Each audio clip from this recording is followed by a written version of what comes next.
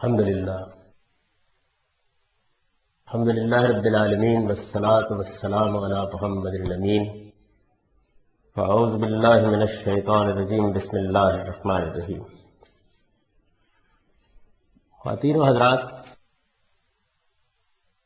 دین کو سمجھنے کے اصول و مبادی کا مطالعہ مکمل کرنے کے بعد اب ہم اس کتاب کے پہلے باب کا مطالعہ شروع کر رہے ہیں۔ اس کا عنوان ہے دین کا صحیح تصور۔ وہ اصول جو پڑھے گئے ہیں اب ظاہر ہے کہ ان کا اطلاق ہوگا، یعنی دین کو عکس کرنے کے لیے قرآن مجید کیسے سمجھنا چاہیے، سنت کیسے متعین ہوتی ہے اور حدیث سے اخذ و استفادہ کا دائرہ کیا ہے، اس کو متعین کر لینے کے بعد اب ہم دین کے ان ماخذ پر، ان اصول و مبادی کا اطلاق کریں گے۔ اس اطلاق میں دونوں چیزیں ہو سکتی ہیں۔ آپ یہ محسوس کریں کہ یہ اطلاق بالکل درست ہوا ہے، نتیجہ بھی درست نکلے گا۔ آپ یہ محسوس کریں کہ اس اطلاق میں غلطی ہوئی ہے، اس کا پورا امکان ہے۔ اس کی وجہ یہ ہے کہ میں ایک طالب علم ہوں، مجھ پر نہ وحی ہوتی ہے نہ الہام ہوتا ہے۔ جس اصول کو متعین کیا ہے انسانی سطح پر ہی اس کا اطلاق کیا جائے گا، اور انسانوں کا کوئی کام سہو و خطا سے پاک نہیں ہوتا۔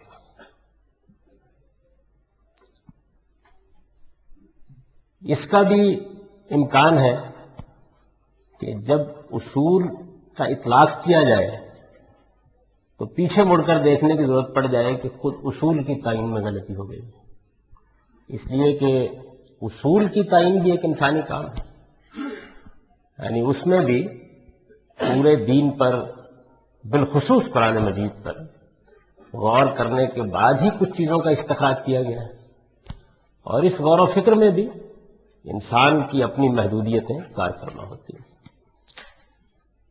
اس لیے میں یہ گزارش کر رہا ہوں کہ اب جب اصل دین کا مطالعہ ہم شروع کر رہے ہیں تو بہت توجہ کے ساتھ اس کو دیکھیے۔ آپ لوگوں میں سے جن لوگوں کا ذہن طالب علمانہ ہے وہ خاص طور پر اس کا لحاظ کریں کہ جس آیت سے یا قرآن مجید کے جس مقام سے یا قرآن مجید کی جس مجموعی تعلیم سے یا سنت کے جس حوالے سے یا کسی حدیث سے جو بات اخذ کر کے کہی گئی ہے وہ درست کہی گئی ہے یا درست نہیں کہی گئی۔ میں یہ آپ لوگوں سے بھی توقع رکھتا ہوں اور اپنے آپ کے لیے بھی یہ دعا کرتا ہوں کہ جو بات اس کے نتیجے میں سمجھ میں آ جائے اس کی روشنی میں نظر ثانی کروں اور اس کو درست کر دوں۔ اس سے پہلے بھی پچھلے 15 سال کے عرصے میں جب یہ کتاب تصنیف ہوتی رہی ہے تو میں نے اپنی بہت سی آراء پر نظر ثانی کی ہے، اور یہ مجھ پر واضح ہوا ہے کہ یہاں تعبیر میں، اطلاق میں، فہم میں غلطی ہوئی ہے۔ تو اس میں آپ لوگ بھی شریک ہونا ہے، آپ لوگوں میں سے خاص طور پر وہ لوگ جو زیادہ توجہ کے ساتھ اور زیادہ بہتر علمی پس منظر کے ساتھ اس چیز کو سمجھ سکتے ہیں۔ یہ پہلا باب دین کا ایک مجموعی تصور دیتا ہے۔ میں نے اس میں جو طریقہ اختیار کیا ہے وہ بہت سادہ ہے، یعنی دین میں اگر آپ اس کو الگ الگ کریں تو ایک تو الحکمہ کے مباحث ہے جس کو ایمانیات اور اخلاقیات کے زیر عنوان ہم بیان کر سکتے ہیں، دوسری شریعت۔ آپ ان دونوں کے مجموعے کو بہت دقت نظر کے ساتھ قرآن سے، سنت سے الگ کر لیں۔ جیسے ہی آپ اس کو الگ کر لیں گے تو پھر قرآن مجید میں جو کچھ باقی رہ جائے گا وہ اصل میں اس صحیح تصور ہی کو واضح کرتا ہے۔ قرآن مجید کی وہ آیات جو اس تصور کو واضح کرتی ہیں، جن میں ہمارے سامنے ایک مجموعی صورتحال آتی ہے، ان کو میں نے لے لیا ہے اور ان میں سے ایک ایک چیز کو متعین کر کے جو ان آیات سے بات نکلتی ہے بس اس کو سادہ طریقے سے بیان کرتی ہے، یعنی جو طریقہ میں نے اختیار کیا وہ یہ طریقہ ہے۔ اس انتخاب میں بھی آپ کہہ سکتے ہیں کہ یہاں غلطی ہوئی ہے، یا یہ چیز ایسی ہے کہ جس کو زیر بحث آنا چاہیے تھا. یہ سارے امکانات موجود ہیں. میں اپنا نقطہ نظر، اپنی تحقیق جو کچھ اب تک ہے وہ پیش کر رہا ہوں. اس سے پہلے اصول آبادی کا مطالعہ کرتے ہوئے ہم نے یہ طریقہ اختیار کیا تھا کہ جو چیز بھی زیر بحث آتی ہے اس کا پس منظر واضح کر دیا جائے. اس میں اگر کچھ لوگوں کے اختلافات ہیں ان کو بھی واضح کر دیا جائے، اور ان اختلافات میں اگر کوئی چیز ایسی ہے کہ وہ موضوع بحث بنا کر تنقید کا تقاضا کرتی ہے تو اس پہ تنقید بھی کر دی جائے. اسی طریقے سے یہ سارا پچھلا مباحث کا حصہ پایا تکمیل کو پہنچا ہے. اس موضوع کے بارے میں ہماری جو پچھلی 13-14 صدیوں کی علمی تاریخ ہے اس کو اگر آپ ایک نظر دیکھیں تو آپ اس موضوع پر گفتگو کرنے والے لوگوں کو، یعنی خواہ وہ جزوً گفتگو کر رہے ہوں یا بحثیت مجموعی گفتگو کر رہے ہوں، 3 گروہوں میں تقسیم کر سکتے ہیں. ایک گروہ ہمارے جلیل القدر علماء کا ہے. جلیل القدر علماء کی صف میں سب سے پہلے صحابہ کرام کے علماء ہیں، یعنی ان میں بھی ایسے لوگ ہیں کہ جن کی علمی دلچسپی ہے قرآن و سنت سے، اور وہ علمی طریقے سے چیزوں کو واضح کرتے ہیں. جیسے مثال کے طور پر سید عبداللہ بن عباس ہیں یا عبداللہ بن مسعود رضی اللہ عنہ ہیں. اس طرح کے جلیل القدر صحابہ، بلکہ سیدنا ابو بکر صدیق اور سیدنا عمر رضی اللہ عنہ بھی کوئی سوال پیدا ہو جاتا ہے یا کوئی مسئلہ زیر بحث آ جاتا ہے تو ظاہر ہے کہ اسے واضح کرتے ہیں. ایسا تو نہیں ہے کہ دین کا صحیح تصور کے موضوع پر انہوں نے کوئی کتاب لکھی ہے یا کوئی رسالہ تصنیف کیا ہے یا کوئی باب ترتیب دیا ہے، لیکن وہی آیات ہے. ان آیات کے بارے میں یا قرآن مجید کے کسی خاص مقام کے بارے میں جب وہ گفتگو کرتے ہیں تو ظاہر ہے کہ ان کی آراء اس سے واضح ہوتی ہے، کہیں جزوی لحاظ سے اور کہیں بحثیت مجموعی. تو صحابہ میں بھی علماء ہیں. صحابہ کے بعد تابعین میں بھی بڑے جلیل قدر لوگ ہیں جن میں قرآن مجید کے مفسرین بھی ہیں. کبھی آپ نے اگر ہماری پرانی تفسیریں دیکھی ہیں یا دور جدید میں بھی جو آثار پر مبنی تفسیریں لکھی گئی ہیں ان کو اگر کبھی دیکھا ہے، بلکہ اگر تفہیم القرآن ہی مثال کے طور پر پڑھی ہے تو آپ دیکھیں گے کہ اس میں بہت سے ایسے لوگوں کے نام آپ کو نظر آئیں گے جو تابعین کے علماء تفسیر ہیں، جیسے مجاہد ہیں، جیسے کلبی ہیں، جیسے سدی ہیں. بہت سے اس طرح کے لوگوں کے نام نظر آئیں گے. تو یہ جو لوگ ہیں انہوں نے بھی کسی نہ کسی درجے میں کلام کیا ہے. ہمارے جو فقہا ہیں جیسے ائمہ اربعہ ہیں، اور میں نے یہ عرض کیا تھا کہ صرف ائمہ اربعہ ہی نہیں بلکہ بہت سے فقہا ہیں، اور ان میں سے بعض ایسے بھی ہیں کہ جو ایک پورے مدرسہ فکر کے بانی کہے جا سکتے ہیں، لیکن اس کو زیادہ فروغ نہیں ہوا. جیسے سفیان ثوری ہیں یا امام اوزاعی ہیں یا مثال کے طور پر ابن حزم ہے بعد کے لوگوں میں سے، یعنی بڑے بڑے جلیل قدر فقہا علماء، وہ بھی مختلف نقطہ نظر رکھتے ہیں. اور جب وہ اپنی فقہ مرتب کرتے ہیں، اگرچہ ان کا دائرہ وہ ہے، تو وہ بھی ان موضوعات پر کہیں نہ کہیں گفتگو کرتے ہیں، اور اس سے معلوم ہوتا ہے کہ ان کا تصور، کیونکہ یہ موضوعات ایسے ہیں جو اب زیر بحث آئیں گے کہ جو چونکہ دین کے اساسی موضوعات ہیں تو آدمی کسی نہ کسی زاویے سے خواہ جزوً بات کرے یا کلی حیثیت سے بات کرے، بات تو کرے گا اس کے بارے میں. تو ان سے بھی ہمیں بہت سی چیزیں معلوم ہوتی ہیں. پھر اس کے بعد ہمارے ہاں وہ لوگ ہیں کہ جنہوں نے مثال کے طور پر اصول پر کام کیا ہے، یعنی وہی اصول آبادی جو آپ پڑھ چکے ہیں، اس طرح کی چیزوں پر بالخصوص اصول فقہ پر کام کیا ہے. اچھا، پھر متکلمین کے گروہ ہیں، یعنی وہ لوگ جو یونانی فلسفے سے بہت زیادہ جب مسلمان متاثر ہونے لگے تو اس وقت پیدا ہوئے، انہوں نے کوشش کی کہ مذہبی عقائد کے فلسفیانہ پس منظر کو واضح کیا جائے. تو ان کو بھی بعض اوقات ان موضوعات پر گفتگو کرنے کی ضرورت پڑ جاتی ہے، اگرچہ ان کے اسلوب بیان پر فلسفے اور منطق کا بڑا غلبہ ہوتا ہے، لیکن اس سب کچھ کے باوجود دین کی حقیقت کیا ہے، دین کا مقصد کیا ہے، دین میں کیا چیز بنیادی حیثیت رکھتی ہے، یہ چیزیں ان کے ہم بھی زیر بحث آ جاتی ہیں. ان میں سے بھی بعض بڑے بڑے لوگ ہیں جنہوں نے پورے کے پورے مسلمانوں کے گروہوں کو متاثر کیا. جیسے ہمارے ہاں زیادہ تر جن لوگوں کا علم کلام وسعت کے ساتھ پھیلا ہوا اشاعرہ ہے، تو امام اشعری اس نقطہ نظر کے بانی ہیں پھر اس کے بعد احناف، ہندوستان کے احناف پر ماتریدی نقطہ نظر کا بڑا غلبہ ہو گیا، تو ظاہر ہے کہ ان لوگوں نے بھی اس پر گفتگویں کی ہیں، بحثیں کی ہیں. تو ایک پوری کی پوری روایت ہے جو چلی آ رہی ہے. دور متوسط میں دو بہت جلیل القدر لوگ ہمارے ہاں پیدا ہوئے ہیں، ایک امام ابن تیمیہ اور ایک ان کے شاگرد ابن قیم.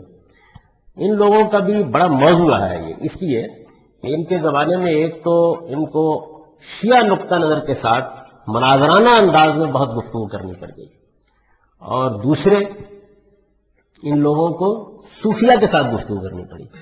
تو مثلا ابن تیمیہ کا رسالہ خود عبودیت پر ہے، یعنی جو دین کا ایک بڑا مرکزی موضوع ہے اس پر ان کا ایک پورا رسالہ ہے. تو اس طرح کی بہت سی چیزوں پر ان کو بحث کرنی پڑی ہے، گفتگو کرنی پڑی ہے. ابن قیم تو بالخصوص بڑی اہمیت رکھتے ہیں اس میں، کیونکہ انہوں نے ابو اسماعیل حروی کی جو مشہور کتاب ہے تصوف پر، منازل السائرین، اس کی شرح لکھی ہے مدارج السالکین کے عنوان سے. 40 صفحے کی کتاب کی شرح 3 جلدوں میں انہوں نے لکھی ہے، اور وہ بڑی بہترین شرح ہے. یعنی اس میں انہوں نے مصنف کا نقطہ نظر بھی بڑی دیانتداری کے ساتھ بیان کیا. اس کے اندر جتنے احتمالات ہو سکتے ہیں ان سب کو بیان کرنے کے بعد قرآن و سنت کا نقطہ نظر بھی وہ جگہ جگہ واضح کرتے ہیں. تو مختلف مقامات پر دین کی بڑی اساسی چیزیں اس میں زیر بحث آتی ہیں. مدارج السالکین میں وہ اس کو بیان کرتے ہیں. ہمارے موجودہ زمانے میں امام حمید الدین فرائی ہیں، یعنی ان کا قرآن مجید پر کیونکہ بڑا بنیادی کام ہے، اور اس کے ساتھ انہوں نے قرآن مجید سے جو علوم متفرع ہوتے ہیں ان پر بھی بڑا غیر معمولی کام کیا ہے. پھر اس کے بعد میرے استاذ مولانا امین ناصر اصلاحی ہیں. تو اس طریقے سے ایک تو یہ سلسلہ ہے، یعنی ہمارے جلیل القدر علماء کا سلسلہ، یہ جو مختلف پہلوؤں سے اس موضوع پر کچھ نہ کچھ گفتگو کرتے رہتے ہیں. اور یہ گفتگو کہیں جامع اسلوب میں ہوئی ہے، کہیں جزوی پہلو سے ہوئی ہے، کہیں اس میں بعض بنیادی آیات زیر بحث آ گئی ہیں اور معلوم ہو گیا ہے کہ ان کا نقطہ نظر کیا.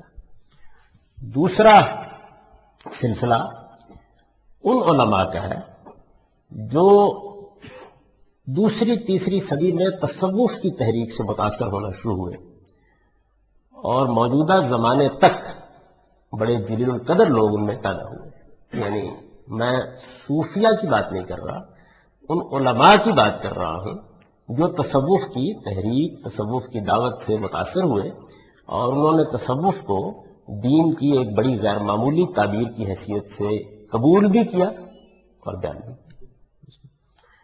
یہ جو تصوف کی پوری تحریک ہے، کیونکہ اس کا حوالہ بعض جگہوں پر آئے گا اس میں، اور یہ اس موضوع پر گفتگو کرنے والے لوگوں کی پوری چین ہے، ان کا ایک پورا سلسلہ ہے.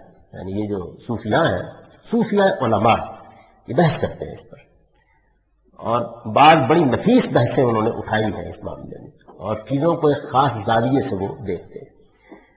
ان علماء میں سے میں دہرا رہا ہوں کہ یعنی وہ علماء جو تصوف سے متاثر ہوئے، اور آپ ان کو اگر ایک جامع تعبیر سے بیان کرنا چاہیں تو آپ کہہ سکتے ہیں متصوفین علماء یا علماء متصوفین، دونوں تعبیرات آپ اختیار کر سکتے ہیں. اس کی بھی ایک تاریخ ہے پوری کی پوری، اور وہ اس وقت مجھے تصوف پر گفتگو نہیں کروں گا، میں اس تاریخ پر بھی کوئی تفصیلی گفتگو نہیں کروں گا. مجھے اس پہلو سے جو موضوع ہے اس میں جن چیزوں کی طرف اشارہ کرنا ہے ان کا پس منظر میں تھوڑا سا واضح کرنا چاہتا ہوں. تصوف کے 4 ادوار ہیں ہماری مسلمانوں کی تاریخ میں، ظاہر ہے کہ وہ زیر بحث ہے. تصوف کے 4 واضح ادوار ہیں. ان میں سے پہلا دور وہ ہے جس میں ہمارے فقہا نے جب دین کے ظواہر پر گفتگو کرنی شروع کی، اور اپنے قانونی ذہن کی وجہ سے، یعنی یہ نہیں کہ وہ دین کی حقیقت سے واقف نہیں تھے، اپنے قانونی ذہن کی وجہ سے ان کی تعبیرات ایسی سامنے آنی شروع ہو گئیں کہ جس سے لوگوں میں ایک رد عمل سا پیدا ہوا کہ ایسے لگتا ہے جیسے قشر اہمیت اختیار کر گیا ہے، چھلکا اہمیت اختیار کر گیا ہے، حقیقت دین کی نگاہوں سے اوجھل ہو رہی ہے. یعنی یہ بڑا ابتدائی دور ہے، اور چونکہ فقہ کا بہت غلغلہ ہوا، اس کی ایک خاص وجہ ہے کیوں ہوا. اس کی وجہ یہ ہے، اور یہ وجہ میں خاص طور پر چاہتا ہوں کہ آپ میں سے جو لوگ علمی طریقے سے اس سارے موضوع کو سمجھنا ہے وہ نوٹ کر لیں. اس کی وجہ یہ ہے کہ یہ وہ وجہ ہے جو اصل میں پھر ہمارے علم پر ایک خاص پہلو سے اس زمانے تک مسلسل اثر انداز ہو رہی ہے، علم پر بھی، اور مجھے اجازت دیجیے اگر میں یہ کہوں مسلمانوں کے عمل پر بھی اثر انداز ہو رہی ہے۔ وہ وجہ یہ ہے کہ محمد الرسول اللہ صلی اللہ علیہ وسلم کے ذریعے سے جو دین ہم کو ملا ہے، ہم یہ بحث کر چکے ہیں نا کہ دین کا تنہا ماخذ اب قیامت تک محمد الرسول اللہ صلی اللہ علیہ وسلم کی ذات والا صفات ہے۔ محمد الرسول اللہ کا دین اسلام ہے اور تمام انبیاء نے پیش کیا، لیکن ہمارے پاس وہ اب رسول اللہ کا پیش کردہ ایڈیشن تھا اس کا۔ محمد الرسول اللہ صلی اللہ علیہ وسلم نے جو دین پیش کیا ہے، جس طرح سیدنا موسیٰ علیہ السلام نے دین پیش کیا، یہی دین پیش کیا، تو ایک ہے سیدنا موسیٰ علیہ السلام کا قرآن، میں تمثیل میں عرض کر رہا ہوں، کتاب نازل ہے نا ان پر۔ ایک چیز ہے وہ ابراہیمی سنت جو دین کی حیثیت سے سیدنا موسیٰ علیہ السلام کو بھی ورثے میں ملی، تو دین تو وہی ہے، لیکن یہ دین ایسا نہیں ہے کہ یہ قرآن کے چند احکام ہیں، میں قرآن تمثیل کے اسلوب میں بول رہا ہوں، یعنی جو بھی کتاب الہی ہے اس کے یہ چند احکام ہیں اور یہ اس میں سنت ہے، 2-4 صفحے کے اندر آپ کو پکڑا کے فارغ ہو جائے، ایسا نہیں ہے، قرآن میں بھی ایسا نہیں ہے۔ ابھی پچھلے ہفتے میں ایک جرمن اسکالر مجھ سے بہت سے سوالات کر رہے تھے، وہ کام کر رہے ہیں مولانا اصلاحی کی تدبر قرآن پر اپنی پی ایچ ڈی کے لیے، تو وہ تشریف لائے تو انہوں نے بہت اصرار کے ساتھ مجھ سے یہ سوال کیا کہ یہ جو قرآن مجید میں بے شمار چیزیں زیر بحث آ گئی، تاریخ بھی ہے اس میں، بنی اسرائیل زیر بحث ہے، مشرکین اور ان کے عقائد زیر بحث ہے، بڑے ایک مقامی پس منظر میں بعض وقت گفتگو ہو رہی ہوتی ہے، خود محمد الرسول اللہ کے ذاتی معاملات زیر بحث ہیں، تو اس کی کیا وجہ ہے؟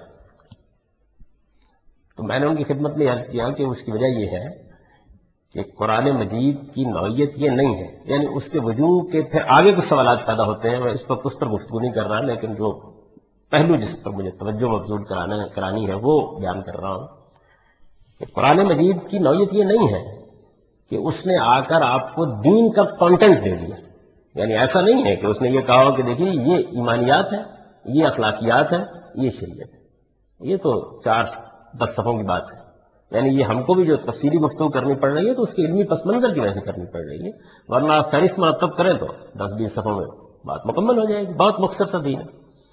ایسا نہیں ہے، بلکہ قرآن مجید جو ہے وہ ایک پیغمبر کی سرگزشت انذار ہے، جیسے ہم دیکھ چکے ہیں، یعنی ایک زندہ کتاب کی حیثیت سے اس کے کچھ مخاطبین ہیں اور ان مخاطبین کے سامنے وہ اس دین کو بھی پیش کرتی ہے اور ان کو اس قیامت صغریٰ کی خبر بھی دیتی ہے جو برپا ہونے والی ہے سرزمین عرب میں۔ اس کی میں تفصیل کی ان کے سامنے کہ یہ نوعیت ہے اس کی۔ اچھا، یہی معاملہ میں سیدنا موسیٰ علیہ السلام کے ساتھ، یعنی بہت مماثلت ہے دونوں میں۔ اب سیدنا موسیٰ علیہ السلام کی قوم خود ان کی اپنی شخصیت اور اس سے جو نتیجہ نکلا، یعنی ان کے ہاں یہ نہیں ہوا کہ انہوں نے بس دین کا کانٹینٹ پیش کیا، بلکہ کچھ نتائج نکلے۔ وہ نتائج تاریخ انسانی کو کم و بیش 2-2.5 ہزار سال تک متاثر کرتے رہے، یعنی اس کے نتیجے میں ایک پوری کی پوری تہذیبی روایت وجود میں آئی۔ یہ جو تہذیبی روایت وجود میں آئی اس نے بنی اسرائیل کے یا یہود کے دینی فکر پر بڑے گہرے اثرات چھوڑے۔ بین ہی یہی صورتحال سیدنا مسیح کے ساتھ، یعنی ان کو اس طرح کی روایت قائم کرنے کا موقع ہی نہیں ملا، موقع نہیں ملا تو اس کے بھی کچھ اثرات نکلے اور وہ ان کی پوری مسیحی فکر پر اثر انداز ہوئے۔ ہمارے محمد الرسول اللہ صلی اللہ علیہ وسلم سب ہمارے ہیں، لیکن ظاہر ہے قریب کی نسبت ہے تو ہم یہ کہتے ہیں محمد الرسول اللہ صلی اللہ علیہ وسلم کے ساتھ بھی یہ معاملہ ہوا ہے کہ ایسا نہیں کہ انہوں نے انذار کیا، قرآن کی شکل میں ایک کتاب دی، سنت کی ایک روایت چھوڑی اور چلے گئے دنیا سے، بلکہ ایک پورا اسٹیٹ وجود میں آ گیا۔ یعنی یہ دین کا مسئلہ نہیں ہے لیکن یہ نتیجہ نکلا ہے اس سارے عمل کا۔ وہ جو اسٹیٹ وجود میں آ گیا تو پھر اس کے بعد ظاہر ہے کہ اس اسٹیٹ کے وجود میں آ جانے کے نتیجے میں مسلمانوں کے سوچنے کا بھی ایک انداز بنا، ان کی ایک تہذیبی روایت بھی بنی اور اس کا ایک مخصوص پس منظر بھی وجود میں آیا۔ یہ ساری چیزیں وجود پذیر ہوئی۔ تو ہمارے جو دور اول کا مسئلہ ہے وہ یہ ہے کہ جیسے ہی وہ اسٹیٹ وجود میں، اور اسٹیٹ بھی اس طرح وجود میں آیا کہ وہ دنوں میں پھیلتا چلا گیا، یعنی ایک پوری کی پوری متمدن دنیا کے اوپر مسلمانوں کا غلبہ قائم ہو گیا۔ اتنی بڑی سلطنت کو جو لوگ چلانے کے لیے نکلے ان کا حال کیا تھا؟ میں اس وقت ان کے اخلاقی مرتبے اور ان کی ذہانت اور ان کی غیر معمولی شخصیات پر گفتگو نہیں کر رہا. وہ تو تاریخ انسانی کا گلے سرسبد ہے، اس میں کوئی شک نہیں. لیکن اسٹیٹ کرافٹ کے معاملے میں ریاست کیا ہوتی ہے، حکومت کیا ہوتی ہے، قانون کیا ہوتا ہے، اس میں ان کا کیا حال تھا، وہ اسے بالکل واقف نہیں. یعنی یہ آپ لوگوں کے علم میں ہوگا، میں نے کئی بار ذکر کیا ہوگا کہ ہمارے جو دیوانی معاملات تھے، زمینوں کا معاملہ ہے، مساحت ہے، اس طرح کی بہت سی چیزیں ہیں، اسی طریقے سے مالیات کے معاملات جو اسٹیٹ کے نظام میں بڑی اہمیت رکھتے ہیں، عرصے تک یہ رومی زبان میں رہے اور اس کو زیادہ تر رومی غلام چلاتے رہے. یعنی عربوں کے بس کی چیزیں نہیں، وہ بیچارے کیا جانے حساب کیا ہوتا ہے، کتاب کیا ہوتا ہے، زراعت کیا ہوتی ہے، یہ چیز کیا ہوتی ہے، ان سے واقف نہیں. تو انہی لوگوں سے بڑے عرصے کے بعد کہیں آ کے ہم نے اپنے جس میں دیوان، یہ اس زمانے کی اصطلاح ہے، یعنی اپنے دفتر کو، اپنے سیکریٹریٹ کے معاملات کو ہم نے عربی زبان میں منتقل کیا. بڑے عرصے کے بعد خلفائے راشدین کے کہیں بعد آ کر ہم نے اس کو منتقل کرنا شروع کیا ہے اور پھر جا کر اس میں کامیاب ہوئے، نئے لوگ پیدا ہوئے اور مسلمانوں کے اندر سے بعض لوگ اٹھے. تو یہ جو چیز تھی، اس کا جو نتیجہ نکلا وہ یہ تھا کہ شریعت کے قانون کا ریلیشن اسٹیٹ کے معاملات کے ساتھ قائم کرنے کا مسئلہ ابتدا میں پیش آ گیا. یہ مسئلہ جب پیش پہ آیا تو ہمارے ہاں، آپ کو بھی امام ابو حنیفہ کی تاریخ پڑھیں، وہ بیان کرتے ہیں کہ مجھے پہلے خیال ہوا کہ میں فلاں علم میں کمال حاصل کروں، پھر خیال ہوا کہ اس میں کمال حاصل کروں، اور آخر میں نے محسوس کیا کہ فقہ ہے. یعنی ہر دور کی ایک چیز ہوتی ہے نا. فقہ کیا ہے؟ یعنی قانونی تفصیلات جس میں شریعت تو زیر بحث آتی ہے، لیکن اس کے بعد فرد اور معاشرے اور بالآخر ریاست کے ساتھ قانون کیسے ریلیٹ کرتا ہے، یہ مسئلہ ہمارے ہاں بڑی غیر معمولی اہمیت اختیار کر گیا. اور جب کوئی مسئلہ ریاست، اسٹیٹ، معاشرے کی سطح پہ اہمیت اختیار کر جائے تو ذہین لوگ زیادہ تر اس جانب متوجہ ہوتے ہیں. میں صرف اس کی ایک مثال دوں گا اس معاملے میں جس سے آپ سمجھ سکیں گے کہ میں نے یہ ذکر کیوں کیا. یہ بحث ہو گئی کہ ایمان تو بڑی بنیادی چیز ہے. ایمان یہ کیا کم و بیش ہو سکتا ہے؟ تو ہمارے فقہا نے اس کا جواب دیا کہ نہیں ہو سکتا. اب نہیں ہو سکتا کو اگر آپ قانون کے لحاظ سے دیکھیں تو ٹھیک ہے بات ہے. یعنی میری عدالت میں اگر ایک آدمی آئے، مجھے اس کے مسلمان کی حیثیت سے حقوق متعین کرنے ہوں، تو میں یہ نہیں کہہ سکتا کہ یہ 90% مسلمان ہے یا 10% مسلمان ہے. یہ نہیں کہہ سکتا. یعنی قانون کی نگاہ میں یا وہ مسلمان ہوگا یا مسلمان نہیں ہوگا، نہیں ہوگا نا. تو ایمان جیسے مشہور ہمارے یہاں بیان کیا جاتا ہے نا، بڑی بحث ہے. آپ لوگوں میں جن لوگوں کا علمی پس منظر وہ جانتے ہیں کہ ایمان لا یزید ولا ینقص. ایمان میں نہ کمی ہوتی ہے نہ زیادتی ہوتی ہے. قانونی لحاظ سے بالکل ٹھیک، لیکن ایمان میں کمی بھی ہوتی ہے، ایمان میں زیادتی بھی ہوتی ہے. یعنی حقیقت کے اعتبار سے یہ ایک واقعہ ہے، ایسا ہی ہوتا ہے. ایمان کی ہماری حالتیں بہت غیر معمولی بھی ہوتی ہیں اور بعض اوقات ہم بڑی پستی میں بھی گرے ہوئے ہوتے ہیں. ایمان کی کیفیات کے بھی اپنے درجے ہیں. تو ایمان بڑھتا بھی رہتا ہے، گھٹتا بھی رہتا ہے، ہمارے حالات کے لحاظ سے، ہمارے تصورات کے لحاظ سے، ہماری مشغولیتوں کے لحاظ سے، ہماری کیفیات کے لحاظ سے، جو آزمائش ہم کو دنیا میں پیش آتی ہے اس کے لحاظ سے. اللہ تعالیٰ کے ساتھ ہمارا تعلق، اعتماد کم بھی ہوتا ہے، زیادہ بھی ہوتا ہے. یعنی اس ایمان کے مظاہر سے آپ پہچانیے. بہت غیر معمولی نماز بھی ہوتی ہے، بڑے اڑتے ہوئے دل کے ساتھ نماز بھی ہوتی ہے. تو ایک فقیر جو ہے یا قانونی ذہن رکھنے والا آدمی جب ایمان کا ذکر کرے گا تو وہ اس کو قانون کے زاویے سے دیکھے گا. اس میں وہ نہ کم ہوتا ہے نہ زیادہ ہوتا ہے. وہ جب نماز کو دیکھے گا جو ایمان کا بہت بڑا مظہر ہے، بلکہ سب سے بڑا مظہر ہے دین میں، اس کو جب دیکھے گا تو وہ یہ دیکھے گا کہ اچھا اس میں سجدہ ٹھیک ہو گیا، رکوع ٹھیک ہو گیا، 9 اعضاء پہ سجدہ ہونا ہے تو وہ زمین پہ آ گئے ہیں، 8 پہ ہونا ہے تو وہ آ گئے ہیں. یہ اس کا موضوع ہے، یعنی اس کو یہیں سے دیکھنا ہے. تو یہ جب وہ یہاں سے دیکھے گا چیزوں کو تو دین کی حقیقت کے معاملے میں اضطراب پیدا ہوگا فطری طور پر. یعنی یہ چیز مسئلہ بن جائے گی. جب یہ مسئلہ بن جائے گی تو پھر رد عمل پیدا ہوگا. تو تصوف کا پہلا دور وہ ہے، یہ سب دراز نفسی کی جو ضرورت پیش آئی وہ اس لیے پیش آئی کہ میں عرض کر سکوں کہ تصوف کا پہلا دور وہ ہے کہ جس میں ایسے لوگ ہمارے یہاں پیدا ہوئے جن لوگوں نے اس فقہی اسلوب کے خلاف احتجاج کیا. یعنی وہ کوئی نیا نقطہ نظر نہیں پیش کر رہے تھے. یہ جو آپ فضائل بن عیاض کا یا بشر حافی کا یا اس طرح کے بہت ابتدائی زمانے کے لوگوں کا حال پڑھتے ہیں تو ان لوگوں کے ہاں اصل مسئلہ یہ تھا. یہ کیا چیز ہے؟ مطلب ایمان کی حقیقتیں زیر بحث آنی چاہیے. لوگوں کو یہ دیکھنا چاہیے کہ ان کا خدا کے ساتھ تعلق کس درجے کا ہے اور کیسا ہونا چاہیے. ان کو اللہ تعالیٰ کے اوامر اور نواہی کے بارے میں صرف قانونی تقاضے نہیں پورے کرنے. یعنی قانونی تقاضوں کی آخری صورت وہ ہے نا کہ جس کو ہمارے ہاں کتاب الحیل سے تعبیر کرتے ہیں. ایک فقیہ آپ کو یہ بتا دے گا کہ اچھا آپ زکوٰۃ نہیں دینا چاہتے اور قانون کی گرفت سے بھی بچنا چاہتے ہیں، تو میں آپ کو بتاتا ہوں کیا طریقہ ہے. مشہور ہی نا کہ بھائی زکوٰۃ کے لیے تو حولان حول ضروری ہے، سال گزرنا چاہیے مال پر. 11 مہینے ہوئے بیوی کے نام ہبہ کر دیا، زکوٰۃ کا مہینہ گزر گیا، بات ہی نہیں. نہ 12 مہینے پورے ہوں گے نہ زکوٰۃ دینے کی نوبت آئے گی. تو یہ یعنی اس کی ایک منفی حد ہے. اس کے قانونی پہلوؤں کے معاملے میں یہ ابتدائی زمانہ تھا اور اس میں سارا زور اس پر تھا کہ لوگ تلاوت کریں، لوگ نماز پڑھیں، لوگ دین کی طرف توجہ کریں، لوگ دین کی حقیقت کو دیکھیں، وہ ان رذائل سے بچیں جو انسان کے نفس میں پیدا ہوتے ہیں. غیبت ہے، تحقیر ہے، دوسرے لوگوں کے بارے میں بدزنی ہے، اس طرح کی جتنی چیزیں ہیں وہ بڑی زیر بحث آئیں بعض لوگوں کے ہاں. اور جو ایک یہ فقہا لوگ جو تھے، ظاہر ہے کہ وہ ریاست میں بڑی ان کو پذیرائی حاصل ہوتی تھی. ایک پورا اسٹیٹ کا نظام تھا. آج کے زمانے میں دیکھیں نا کہ ہمارے کوئی آدمی جج بن جائے تو ایک اس کو اہمیت حاصل ہوتی ہے نا. تو اس زمانے میں فقہا ہی تھے کہ جو عدلیہ کا سارا نظام چلا رہے تھے، اس کو سنبھالے ہوئے تھے. اور چونکہ قانون سے واقف ہوتے تھے تو انتظامی عہدے بھی زیادہ تر اسی طرح کے لوگوں کو ملتے تھے. تو ان کا سوسائٹی میں بھی ایک مقام. اس سے دنیا کی طرف رغبت، دنیا طلبی، اور جو دنیا طلبی کے نتیجے میں مسائل پیدا ہوتے ہیں، یعنی کسی کی ٹانگ کھینچنا ہے، کہیں حسد ہے، کہیں کینہ ہے، کہیں بغض ہے، اگرچہ داڑھی بھی ہے، اگرچہ شلوار بھی متشرع ہے، اگرچہ فقیر بھی ہے. تو یہ جو چیزیں تھیں ان کے خلاف رد عمل سے پہلا دور وہ جو ہمارے ہاں، میں تصوف کی عالمی تاریخ پر گفتگو نہیں کر رہا، وہ بہت قدیم ہے.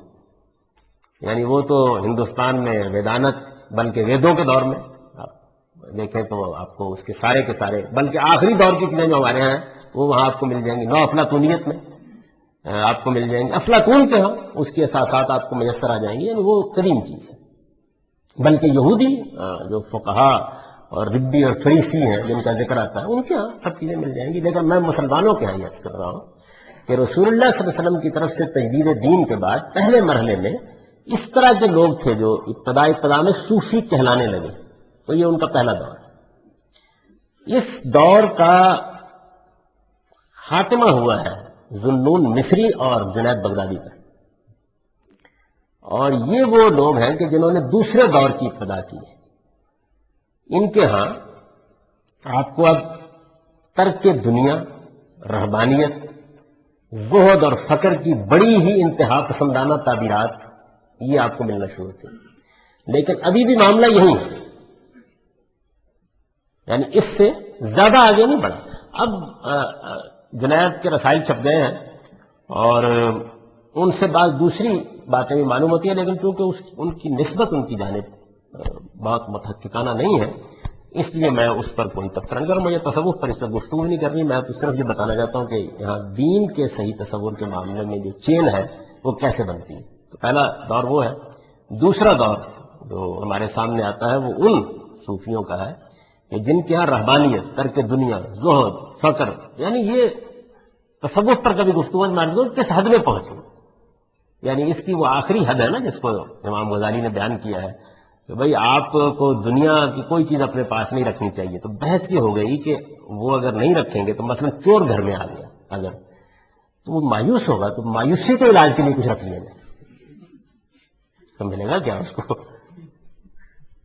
یہ لطیفہ ہے، لیکن اس سے آپ سمجھ سکتے ہیں کہ کیسا غیر معمولی اشتغال پیدا ہوا اس معاملے میں. ترک دنیا، زہد اور اس طرح کی چیزیں بالکل آخری انتہا تک پہنچی. اور ان کے نظائر شواہد کبھی تصوف پر گفتگو ہوگی تو آپ دیکھیں گے کہ اس زمانے میں دو بڑی اچھی کتابیں آ گئی ہیں اس موضوع پر. ایک ہمارے ڈاکٹر عبدالقادر لون کی کتاب ہے جو ان کا پی ایچ ڈی کا تھیسس تھا اور اب انہوں نے اس کو تفصیل کر کے لکھ دیا ہے، مطالعہ تصوف کے نام سے، ہندوستان کے ہیں، وہ چھپ گئی ہے. ڈاکٹر عبید اللہ فہد یا کیا نام ہے ان کا، ان کی تصوف کے نام سے بھی چھپ گئی ہے. اور الطاف احمد اعظمی صاحب جو مدرسۃ الاصلاح کے لوگوں میں سے ہیں. ان کی کتاب وحدت الوجود پر بہت اچھی چھپ گئی، اس کا مقدمہ خاص طور پر بہت اچھا ہے. تو اچھی کتابیں اردو میں بھی آ گئی ہیں. یعنی پہلے تو یہ تھا نا کہ آپ کتاب اللغہ پڑھیں اور رسالہ کشریہ پڑھیں اور اس طرح کی چیزیں پڑھیں. ظاہر ہے وہ قدیم انداز کی کتابیں آدمی کے لیے پڑھنے میں بہت مشکل ہوتی ہے. تو ان کتابوں کے اندر بہت اچھا خلاصہ آ گیا ہے ان تمام چیزوں کو. فقر کیا ہے، زہد کیا ہے، تجرد کیا ہے، توکل کیا ہے. اس میں صوفیہ یہ ان کا دوسرا دور ہے. یعنی اس میں ان کے موضوعات یہ ہے کہ اس دور کے بعد جو تیسرا دور ان کا ہے وہ دور وہ ہے جس کو شاہ ولی اللہ نے حمات میں توجہ کے دور سے تعبیر کیا. حمات بہت اچھی کتاب ہے، ان کی بہت مختصر کتاب ہے، اور اس میں ایک چیپٹر ہے جس میں انہوں نے تصوف کے مختلف ادوار کو بہت اچھا کیٹیگرائز کر دیا. تو توجہ کا دور، توجہ کا مطلب سمجھ رہے ہیں؟ یعنی وہ توجہ نہیں جو آپ اس وقت میری طرف مبذول فرما رہے ہیں. یعنی مشاہدہ حق کے لیے متوجہ ہونا، آدمی کا حقیقت الحقائق یعنی ذات خدا بندی اس کی طرف متوجہ ہونا، توجہ اس طرف کی جائے. تو یہ توجہ جو ہے یہ تیسرے دور میں نمایاں ہوتی ہے. اور یہ توجہ بھی مراقبہ، انہماک، ذات خداوندی کی صفات کا مشاہدہ، اس کی طرف لو لگانا، یہ اس جگہ پر ہی ہے. یعنی ابھی یہ پایہ تکمیل کو نہیں پہنچی. یہ بھی ایک پورا کا پورا دور ہے صوفیہ کا، صوفیہ سے متاثر علماء کا، کہ جس میں وہ اس طریقے سے چیزوں کو دیکھتے ہیں. اور پھر چوتھا دور وہ ہے جس میں حلاج اور ابن عربی اور یہ لوگ پھر پیدا ہوئے 5ویں 4تھی صدی میں آ کے، جو دور ابھی تک چل رہا ہے. یعنی جو چوتھا دور ہے اس کا، کہ جس کے اندر اس توجہ اور اس انہماک نے آگے بڑھ کر، یعنی مشاہدہ صفات سے آگے بڑھ کر پھر حقیقت الحقائق تک رسائی، اور فاطر و مفطور کا باہمی تعلق، خالق اور مخلوق کا باہمی تعلق، کیسے یہ تخلیق ہوئی ہے اور اس تخلیق کی اپنی حقیقت کیا ہے، کائنات کیا ہے. یعنی یہ مسائل پھر فکری مسائل غیر معمولی توجہ کا موضوع بن گئے ہیں، جس کے بعد وحدت الوجود اور اس طرح کے مختلف نظریات وجود ہوئے. تو یہ چار گویا یوں سمجھ لیجیے کہ ادوار ہیں.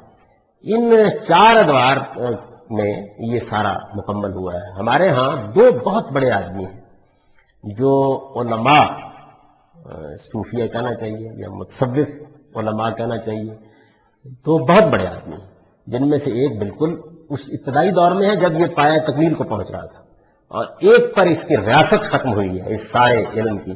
یعنی پہلے امام غزالی اور آخر میں امام الہند شاہ ولی اللہ دہلوی. یہ اس چین کے بہت بڑے لوگ، یعنی جس حد تک بھی آپ بڑے کا لفظ بول سکیں اسی درجے کے لوگ، یہ اس چین کے لوگ، یعنی جب پایہ تکمیل کو پہنچ گیا. یہ میں نے اس لیے اس تاریخ کی طرف اشارہ کر دیا ہے کہ جو لوگ تصوف پر گفتگو کرتے ہیں یا پڑھتے ہیں یا بات کرتے ہیں، یہ کہ مذہب میں تو یہ بحث آ جاتا ہے نا بہت. تو ہوتا کیا ہے؟ ہوتا یہ ہے کہ چونکہ ادوار چار ہیں تو پھر جو بحث ہوگی اس کے لحاظ سے چیز نکال کے پیش کر دی جائے گی. یعنی ابتدائی دور کی چیزیں جو ہیں ان میں آپ کو جو کچھ ملے گا وہ بہت سادہ ہوگا، اس پہ اعتراض کرنا مشکل ہوگا. یعنی آپ یہ کہیں گے بھائی آخر دنیا سے کچھ بے رغبتی اور دین کی طرف توجہ اور تلاوت اور ذکر اور نماز کا اشتغال، ان میں کیا چیز کا اعتراض ہے؟ بڑی دقت نظر سے کوئی آدمی میرے جیسا اگر ہندی کی چندی کرنے بیٹھ جائے تو الگ بات ہے، لیکن یہ کہ اعتراض ذرا مشکل ہوگا. تو آپ دیکھیں کبھی موجودہ زمانے میں جو تصوف کے علم سے لوگ دلچسپی رکھتے ہیں ان سے گفتگو کریں نا، تو وہ کوشش یہ کرتے ہیں کہ اس کو پلان کر آپ کو وہاں لے جائیں. تو وہاں جب آپ پہنچتے ہیں، میں عرض کر دوں نا کہ ڈیولپمنٹ کا ایک پورا زمانہ ہے جس سے گزرا ہے. موجودہ زمانے میں ہمارے ہاں مثلا مولانا اشرف علی تھانوی نے کوشش کی کہ پھر ایک مرتبہ ذرا معاملات کو درست کیا جائے. تو وہ کرتے کیا ہے؟ یعنی اگر میرے جیسا کوئی آدمی گفتگو کر رہا ہوگا تو پہلا اور دوسرا دور سامنے رکھ دیں گے، اور اگر کوئی حقیقت شناس، رمز آشنا، اسرار سے واقف یار جانی آ گیا ہے تو باقی کا دور سامنے رکھ دیں گے. یعنی یہ جو چیز ہے یہ مختلف طریقوں سے ہوتی رہتی ہے. مجھے چونکہ تصوف پر اس وقت گفتگو نہیں کرنی، تو اس لیے میں صرف یہ بتانا چاہتا ہوں کہ یہ چین ہے پوری کی پوری. اس چین میں امام غزالی، شاہ ولی اللہ اور بعض جو بڑے لوگ ہیں وہ زیر بحث آئیں گے نا، وہ کیا کہتے ہیں ان موضوعات کے بارے میں. تو جب میں یہ کہوں گا کہ اس میں ہمارے متصوف علماء یہ رائے رکھتے ہیں تو اس سے مراد یہ لوگ، یعنی یہ بڑے لوگ ہیں، اس سے مراد گلی بازار میں بیٹھنے والے صوفی نہیں، ان سے مجھے کوئی دلچسپی بھی نہیں ہے. اگر ہمارے جلیل القدر اہل علم نہ متاثر ہوتے اس طرز فکر سے تو یہ ہمارے کوئی اطلاع کرنے کی چیز نہیں تھی اسلام میں. دوسرا تھا. تیسرے جو ہے وہ امت فی رجل ہے، پوری کی پوری امت ہے اپنی ذات میں. وہ مولانا سید ابو اللہ صاحب مودودی ہیں، یعنی ایک ہی آدمی ہے، اور ایک ہی آدمی جو ہے وہ ایک پوری کی پوری اس موضوع پر تعبیر کا بانی بھی ہے اور خاتم بھی ہے. یعنی بظاہر نہیں لگتا کہ اب مزید معاملہ آگے بڑھے گا، کیوں نہیں لگتا یہ میں بعد میں عرض کروں گا، لیکن اس وقت کم سے کم ایک پوری دنیا ہے جو اس سے متاثر ہوئی، اور وہ بھی ایک دوسرا زاویہ نظر ہے اس سارے معاملے کو دیکھنے کا. تو یہ تین یوں سمجھ لیجئے کہ دین کا صحیح تصور پر جب ہم گفتگو کریں گے تو یہ تین چینز ہیں ہمارے اہل علم کے. یہ علماء ہے، یعنی صوفیہ والی چین کو بھی آپ علماء کی ایک پوری چین سمجھیے جو متاثر ہے اس سے اور اس کو صحیح سمجھتے ہیں. تو یہ زیر بحث آئے گی، اور اس میں جگہ جگہ اس کے حوالے بھی ہوں گے. میں نے اس لیے تھوڑا سا اشارہ کر دیا کہ جب میں کوئی بات کہوں تو اس میں آپ کے علم میں رہے کہ کیا چیز ہے. جیسے وہاں ہم اصول پڑھ رہے تھے تو وہاں ابو حنیفہ زیر بحث آ جاتے تھے، شافعی زیر بحث، احناف زیر بحث آ جاتے تھے، امام شافعی زیر بحث آ جاتے تھے. تو یہاں یہ بزرگ ذرا کم، اور یہ جو تینوں سلاسل ہیں یہ زیادہ زیر بحث آئیں گے.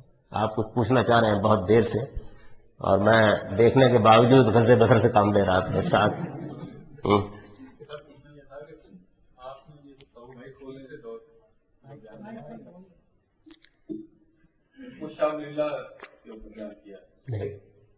میں نے کہا چوتھے دور کی ابتدا، بلکہ پائے تکمیل کو پہنچ گیا چوتھا دور ابن عربی اور منصور حلاج اور اس طرح کے بزرگوں کے ہاں، اور اس پائے تکمیل پر پہنچے ہوئے دور کے جلیل القدر دو علماء ہیں، ایک امام غزالی اور ایک شافعی.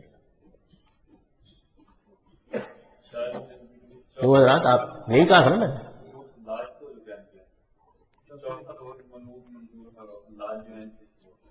یعنی یہ چوتھا دور ان کے اوپر آ کے شروع بھی ہوا اور پائے تکمیل کو ہی پہنچ گیا، اپنے کمال کو پہنچ گیا. اس کے بعد وہی جاری ہے، یعنی اس کے بعد شاہ ولی اللہ تک وہی جاری ہے، بلکہ اب تک وہی جاری ہے.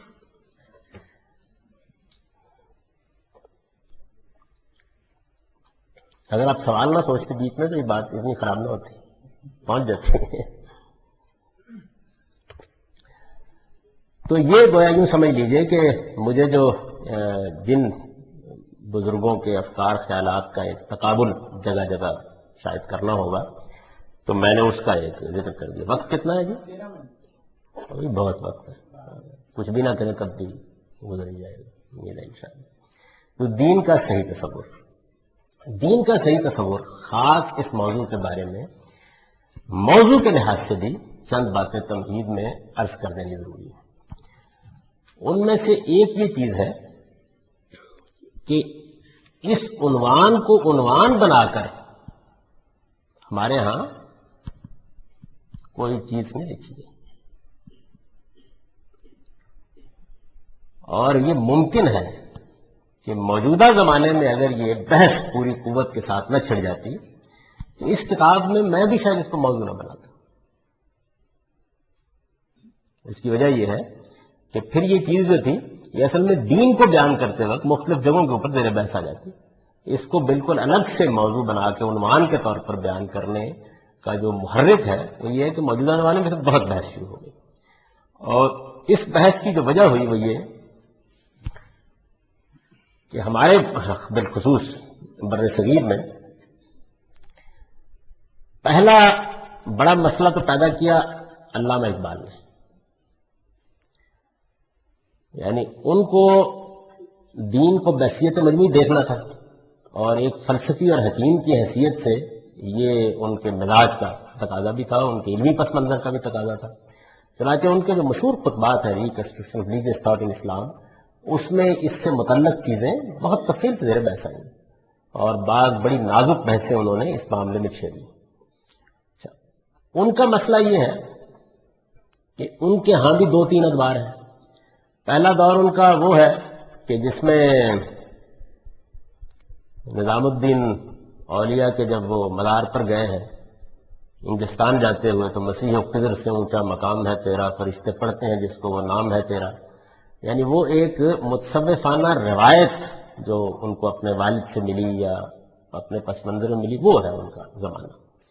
پھر کچھ تھوڑی جیسے ہی آدمی کے فکر میں میچورٹی آتی ہے، وہ چیزوں کو دیکھتا ہے اور ان کا اپنا ایک نقطہ نظر، ایک فلسفہ وجود پذیر ہونا شروع ہوا ہے، تو ان کے ہاں پھر تصوف پر کچھ تنقیدیں ہیں، اور وہ اصل میں دو ہی ہیں بنیادی طور پر۔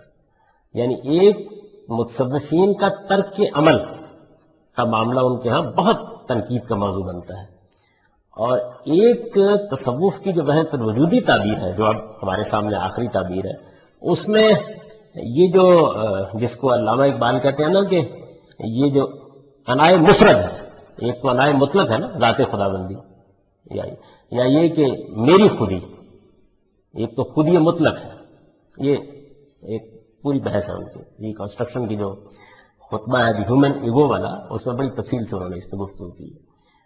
تو وہ اس میں ان کو مسئلہ یہ ہے کہ وہ اس کی صوفیہ کی پوری چین میں نفی ہوتی ہے، تو وہ اس پر شدید تنقید کرتے ہیں۔ چنانچہ اسرار خودی کا جو پہلا ایڈیشن تھا، سب کو معلوم ہے کہ اس میں افلاطون کے اوپر بڑی شدید تنقید تھی، گوسفندان قدیم میں سے گوسفند اور راہب قدیم، اور اس طرح کے انہوں نے الفاظ کا بڑا اس پہ احتجاج ہوا، پھر انہوں نے نکال دیے وہ اشعار، اور پھر ایک دوسرے طریقے سے وہی بات اس میں انہوں نے بیان کی۔ اس میں ہنگامہ ہوگا پورے ہندوستان میں، ایک صورتحال ہے، لیکن اس وقت تو ہندوستان دار التصوف تھا، یہ زمانے میں انہوں نے یہ لکھ دیا۔ تو یہ تیسرا پھر ان کا زمانہ وہ ہے کہ جس میں وہ ریکنسٹرکشن بھی انہوں نے لکھی اور جاوید نامہ بھی لکھا ہے، تو اس میں ایک مرتبہ پھر انہوں نے تصوف کی تعبیر ہی کے بارے میں یہ کمنٹ کیا کہ اسلام کے تصور حیات و کائنات کی شاید سب سے زیادہ بہتر تعبیر یہی ہے۔ یعنی یہ آخر میں پھر ان کے ہاں یہ چیز ہے، ایک تو ان کی وجہ سے دین، یعنی دیکھنا یہاں بھی لفظ تعبیر استعمال ہوا ہے، یہ موضوع بحث بن گیا معاملہ۔ اس کے بعد مولانا مودودی نے اگرچہ اس موضوع پر کوئی چیز دین کا صحیح تصور یا دین کی تعبیر کے عنوان سے نہیں لکھی، لیکن چونکہ انہوں نے ایک بڑی ہی منفرد، بڑی ہی غیر معمولی، بڑی ہی لوگوں کو متاثر کرنے والی، ایک دنیا کو ہلا ڈالنے والی، میں یہ مبالغے میں نہیں عرض کر رہا، یہ واقعہ ہے کہ پوری کی پوری دنیا اس سے تحریکیں اٹھ کھڑی ہوں اس کے نتیجے میں تعبیر پیش کر دی، اور وہ تعبیر جب انہوں نے پیش کی تو یہ اس طرح کا کوئی عنوان بنا کے تو نہیں پیش کی، لیکن ظاہر ہے کہ وہ زیر بحث آئی۔ سب سے پہلے مسلمان اور موجودہ سیاسی کشمکش میں بڑی تفصیل سے یہ چیز زیر بحث آئی، سب سے اس کے جو واضح بیانات ہیں وہ آپ کو وہاں ملیں گے۔ پھر انہوں نے جب یہ محسوس کیا کہ انہیں اپنی اس بات کو، جسے وہ اپنے مخصوص صحافیانہ اسلوب میں بیان کر رہے ہیں، علمی دلائل سے بالکل موقع کرنا چاہیے، تو انہوں نے اپنی وہ کتاب لکھی جو قرآن کی 4 بنیادی اصطلاحیں کے نام سے، ان کی سب سے زیادہ علمی کتاب کہیں جا سکتی ہے، بہت مختصر سی کتاب ہے۔ تو اس میں انہوں نے گویا اپنی تعبیر کو بہت علمی طریقے سے بیان کر، اگرچہ یہ لفظ نہیں استعمال ہوا، لیکن وہ پوری کی پوری کتاب کا مقدمہ ہی ہے نا، وہ کہتے ہیں کہ دین کی حقیقت اور دین کے بعد بنیادی پہلو جو ہیں وہ ایک لمبے عرصے سے لوگوں کی توجہات کا موضوع نہیں رہے، تو اس وجہ سے الہ، رب، دین، عبادت، یہ جو 4 بنیادی اصطلاحات ہیں، ان پر میں اپنا نقطہ نظر پیش کر رہا ہوں۔ تو پوری کتاب میں صرف ان اصطلاحات کی تشریح ہے، لیکن وہ تشریح علمی طریقے سے پورے کے پورے کانسیپٹ کو پیش کر دیتی ہے، ڈیولپ کر کے۔ تو یہ خیر وہ ان کی جو باقی چیزیں لوگ بہت پڑھتے ہیں، اس کو کس نے پڑھا ہوگا، زیادہ لوگوں نے پڑھا بھی نہیں، بلکہ ہمارے مولانا امین حسن اسلائی صاحب کا حال یہ تھا کہ جس زمانے میں اس تعبیر پر بحث کی گئی تو کسی نے کہا کہ مولانا وحید الدین خان نے کتاب لکھی ہے تعبیر کی غلطی، تو انہوں نے کہا کچھ اور ٹھیک ہے جو تعبیر کی غلطی کو واضح کروں، تو صورتحال یہ تھی ایک زمانے میں۔ تو قرآن کی 4 بنیادی اصطلاحیں ہیں، یہ مولانا مودودی کی وہ کتاب ہے جس میں اس کو علمی طریقے سے انہوں نے اسٹیبلش کیا، یعنی دلائل کے ساتھ بتایا ہے، قرآن مجید کے وہ مقامات زیر بحث لائے ہیں، اس پر انہوں نے گفتگو کی ہے، اس کو موقف کیا ہے کہ یہ ہے میرا نقطہ نظر اس معاملے میں دین کو ایسے دیکھتا ہوں۔ پھر اس پر ہماری علمی تاریخ میں جو چند شاندار تنقیدیں ہوئی ہیں، ان میں سے ایک تنقید، میں شاندار کا لفظ جو ہے یہ تائید کے پہلو سے نہیں بول رہا، یعنی تنقید کا ایک شان ہوتی ہے، غلط ہے یہ صحیح، اس کی ایک علمی شان ہے، اس کا ایک پس منظر ہے، اس میں تنقید کرنے والے نے محنت کی ہے، وہ مولانا وحید الدین خان کی کتاب ہے تعبیر کی غلطی، یعنی پہلی مرتبہ یہ تعبیر کا لفظ انہوں نے اس موضوع میں استعمال کیا، اور یہ بتایا کہ مولانا مودودی صاحب کی ساری انٹرپریٹیشن میں بقول ان کے کہ دین الٹ گیا ہے. انہوں نے کہا کہ یہ بالکل ایسے ہے کہ میں یہ تو نہیں بتا سکتا, یہ تو نہیں اعتراض کر سکتا کہ اس میں کوئی چیز دین کی نکال دی گئی ہے یا کوئی چیز دین میں ڈال دی گئی ہے, لیکن ایسے سمجھو کہ ایک درخت کو پکڑا گیا ہے اور پکڑ کر اس کی جڑیں اوپر کر دی گئی ہیں اور اس کا تنا جو ہے زمین میں ڈال دیا گیا, یا یوں سمجھو کہ ایک بس ہے جس کو الٹا کر کھڑا کر دیا گیا ہے اور اب اس کے پہیے اوپر گھوم رہے ہیں اور چھت نیچے لٹکا رہی ہے. تو یہ میں یعنی تمثیل میں بیان کیا اس بات کو اس لیے کہ اس درجے میں انہوں نے اس کو موضوع بحث بنایا, اور موضوع بحث بنانے کے بعد اس پہ علمی تنقید کی. ان کتاب بہت غیر معمولی کتاب ہے, پڑھ سکتے ہیں آپ, اب تک چھپ رہی ہے, تعبیر کی غلطی. اس کا انہوں نے ایک عام لوگوں کے لیے خلاصہ بھی لکھ دیا, دین کی سیاسی تعبیر کے نام سے, جو بہت مختصر ہے.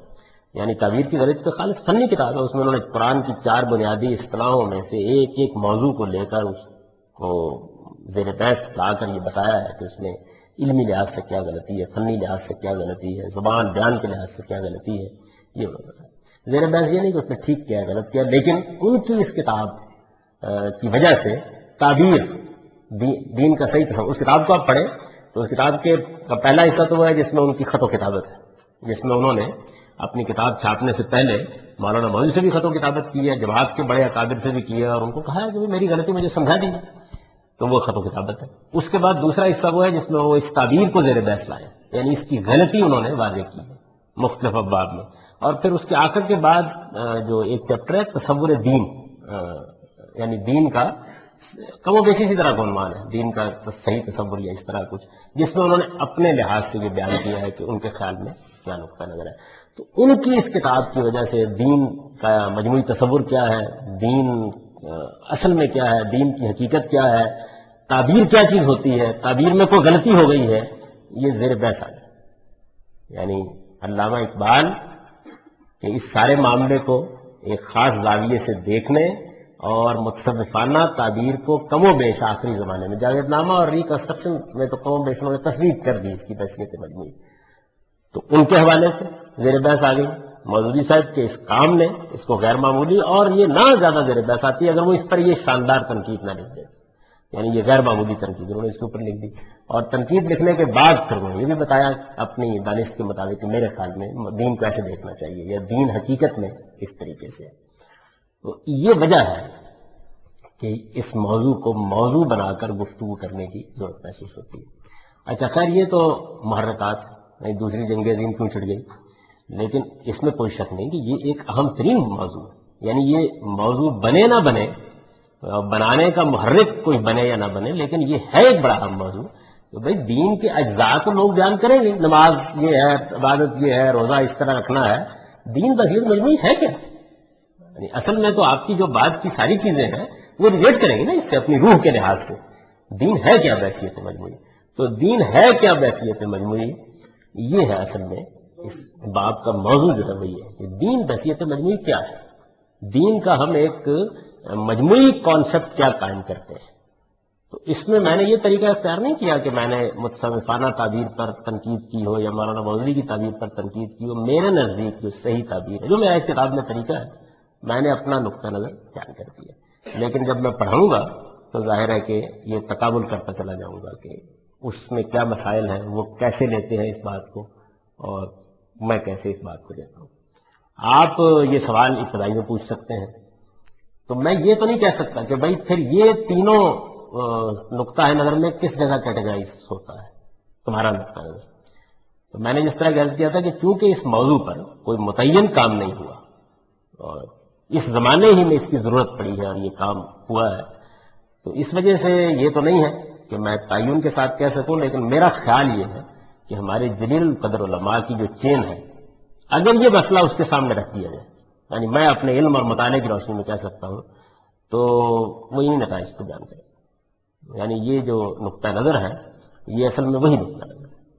وہ جب کبھی بھی اس کے کسی جز پر بات کرتے ہیں یہی بات کہتے ہیں, اگرچہ ان کے ہاں یہ اس پریسیجن کے ساتھ موجود نہیں ہے, اس تفصیل کے ساتھ موجود نہیں ہے, یہ ایسے نہیں ہے کہ انہوں نے اس کو لکھا ہوا ہے. یوں نہیں ہو سکتا کہ آپ کو میں یہ کہوں کہ اچھا, یعنی آپ اس سب کو پڑھ ڈالیں.